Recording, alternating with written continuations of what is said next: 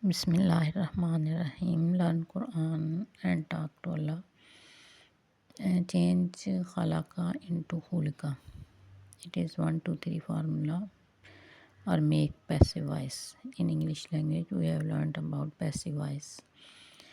Learn Quran without grammar. Lesson number 14, passive voice in Arabic language, with the change of position of Zamma, Kasra and Fatha.